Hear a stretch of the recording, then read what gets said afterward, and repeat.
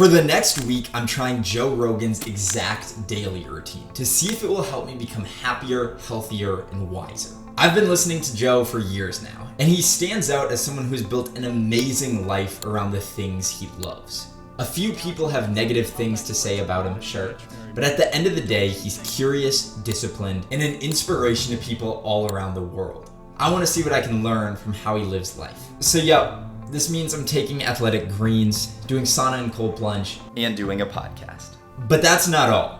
Jamie, can you pull up the Joe Rogan Pyramid of Greatness?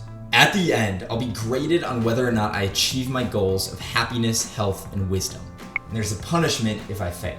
And because the goal of this is to learn about Joe's way of life, not just what supplements he takes, there's a few mini challenges throughout the video to focus in on key aspects of his philosophy. So I scoured the internet to find his routine and life philosophies. Now it's time to put them to the test.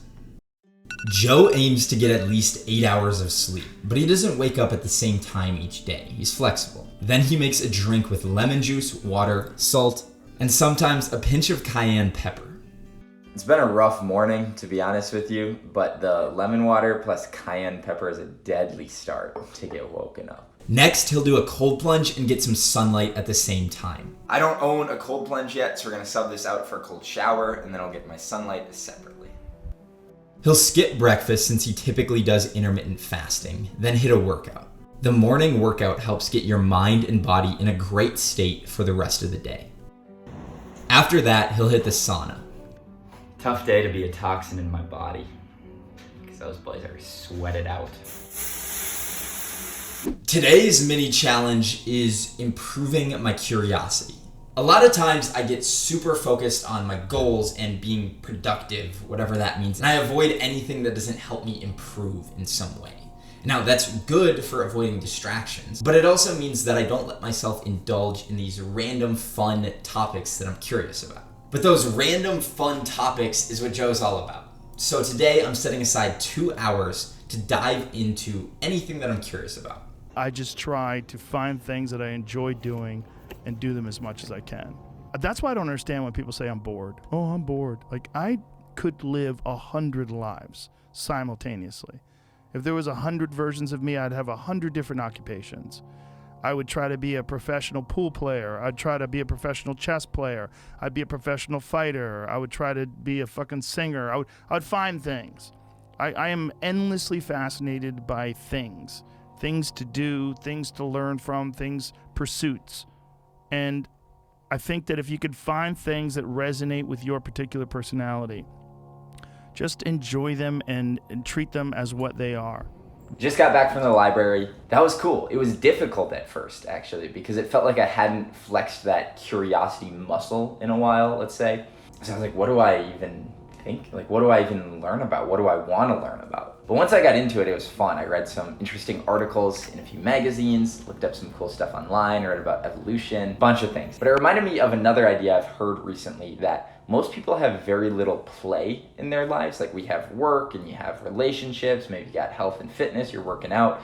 But how often do you just get to play, like mess around like you did as a kid? And that's important to keep that fun, creative spirit alive. So this felt to be in a similar vein, where I was playing with ideas that I normally wouldn't, and it would just felt fun and free and didn't have to overthink everything. So overall, I liked this, and I want to create more time in the future to allow myself to really dive into these topics that aren't very important, let's say, but are just fun to learn about and gives me joy to learn about them. After the workout, it's time for Joe's infamous Hulk Load shake. It's 1 cucumber, 1 apple, 4 cloves of garlic, a bunch of ginger, 3 stalks of celery, and a giant clump of kale.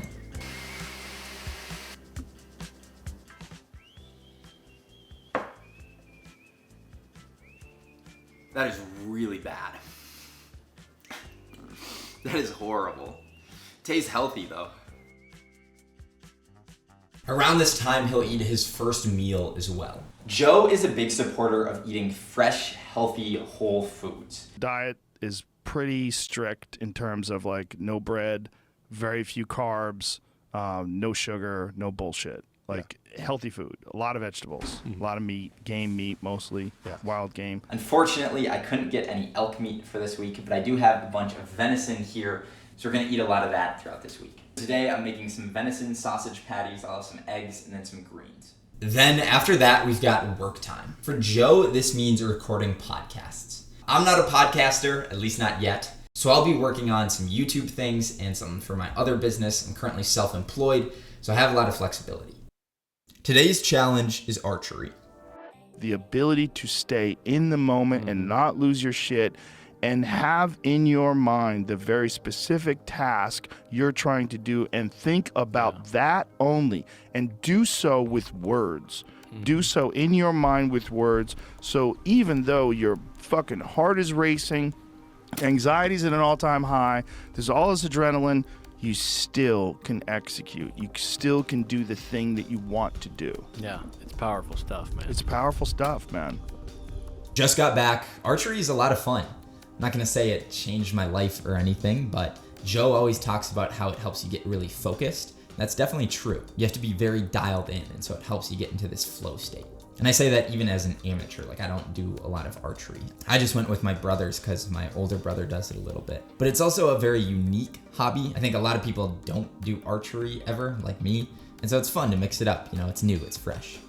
Joe will spend the evenings with his family, eating dinner together and catching up on the day. Night times are often for comedy, aka more work, but this is also when he writes. This also brings us to today's challenge, which is articulating your beliefs. I think a lot of people in today's age, including me, don't think very carefully about what they actually believe. For some reason, I think you see this the most in politics, where people will hear one story or a soundbite of what their side believes, and then boom, that's their beliefs, without ever really questioning it.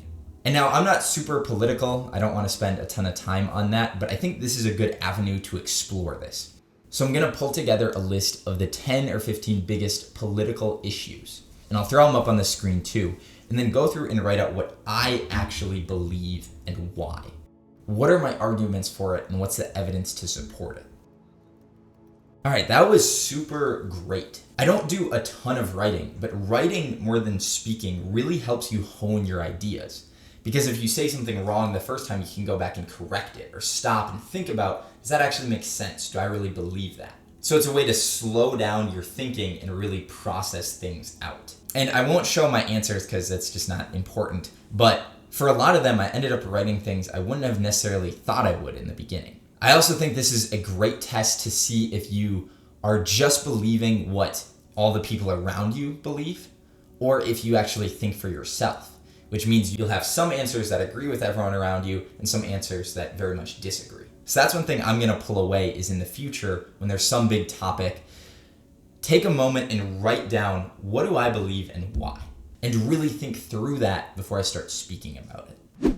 Athletic greens just arrived. Since Joe talks about it so much, I also got a subscription to Athletic Greens for this week. They're not a sponsor or anything, at least not yet, but I've never done it before and I want to try it out, so I'll let you know how I feel at the end. Today's mini challenge is doing something extremely difficult. You've got to accept yourself for what you've done wrong. Do your best. And also find some difficult shit to do, because that gets away a lot of the anxiety that you carry around in your body. A lot of the, difficult things make regular life less difficult. And that sounds so simplistic, but particularly physically difficult things. Because when you do things that are physically difficult, the strain of making yourself do those things, it's very valuable. It's not just valuable like exercise and fitness and martial arts and running and whatever you're doing that's really difficult. It's not just valuable in terms of like health and the way you look, but it's also valuable for your mind. And in order to do that, I've got a random picker wheel set up here with 4 very physically difficult things. I'm gonna spin it, whatever one it lands on, I have to do today. Here we go.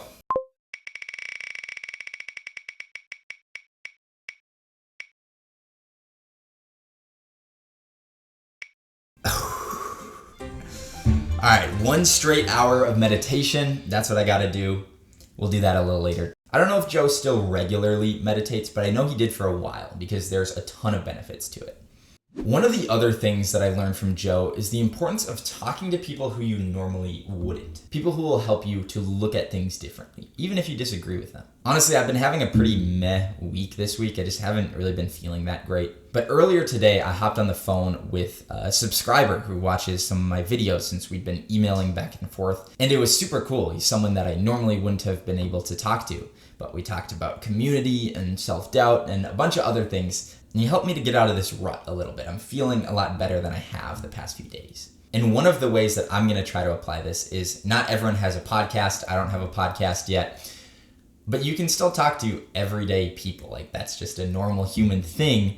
Although it seems like that's fallen off a little bit in today's society. But you can meet people at the store or at the park or at the gym, wherever you go, and have a good conversation with them. And most people really want to have a good conversation. And so if you're willing to sit there and ask good questions and be engaged, you will meet some insanely cool people.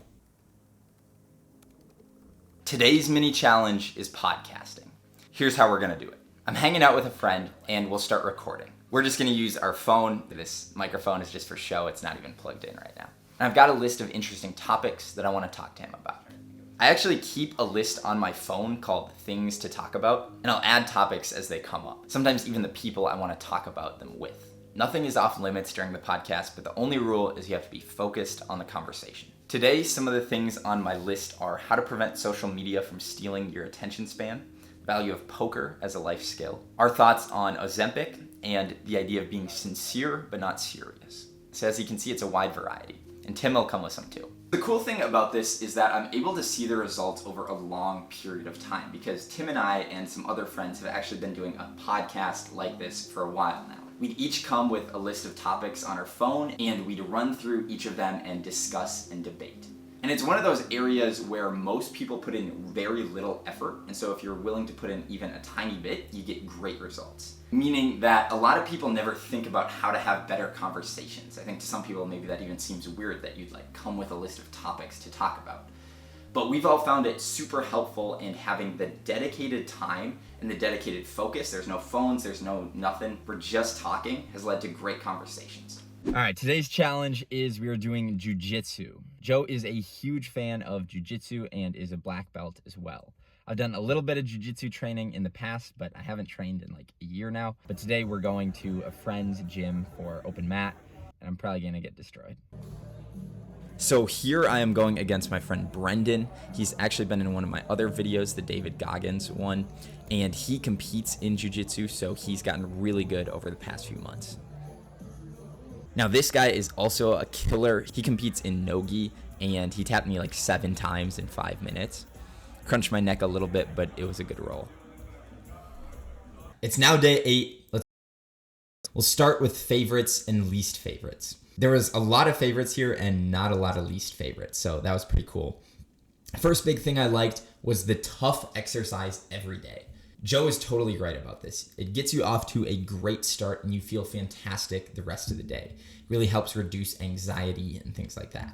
The one part of that I didn't love is I felt fairly low energy doing that every day without eating breakfast before. Normally I'm a big fan of intermittent fasting, but I think if I'm going to work out really hard in the morning, then I'd like to eat something before that in the future. Second, training martial arts. Doing jiu-jitsu for the first time in a while on the last day was awesome, and even some of the previous days, I didn't show this, but I was doing a lot of Muay Thai, which I still train regularly, and I love it. I feel like I've learned so much through martial arts, and it's a great workout, and you meet lots of cool people as well. Third thing that I loved was the focus on writing, and especially on articulating your beliefs. I found that super helpful, and I don't make a ton of time for that right now in my life. And so having an hour or two every single day where I had to do this was super helpful. I definitely want to do more of that in the future. And if you've never spent a lot of time writing about, literally any topic, I would highly recommend it. You'll learn a lot about what you think and how you think by doing that. And lastly, there are 2 that are a little bit more vague, but the focus on having really good conversations with people is a key thing that I've learned from Joe.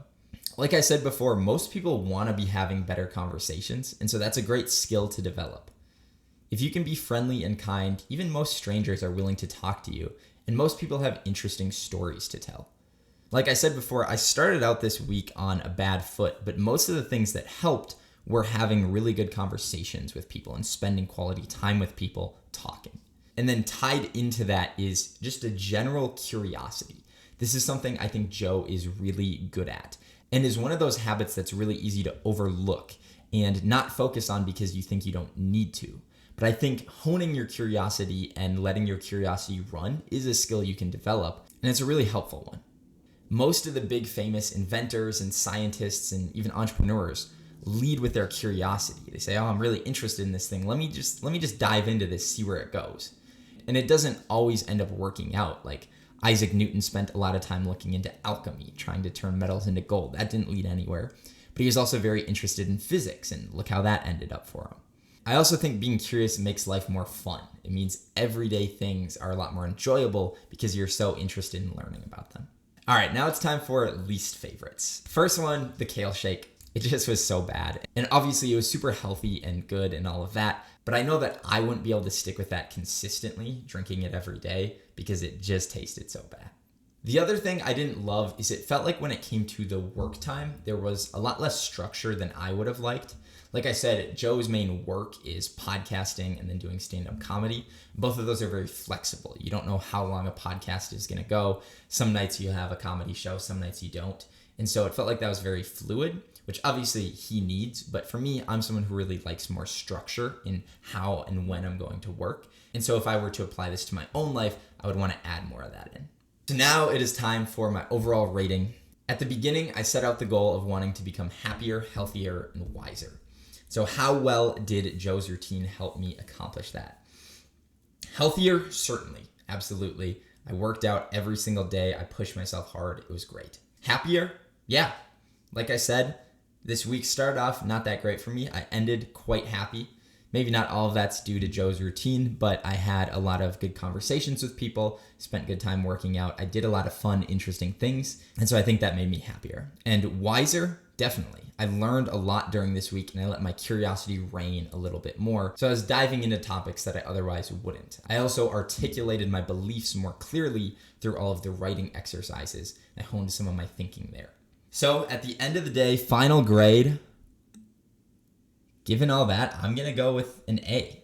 Maybe A-. I'm not saying every single thing was 100% perfect, but I hit all the goals that I was looking for and I learned a lot in the process.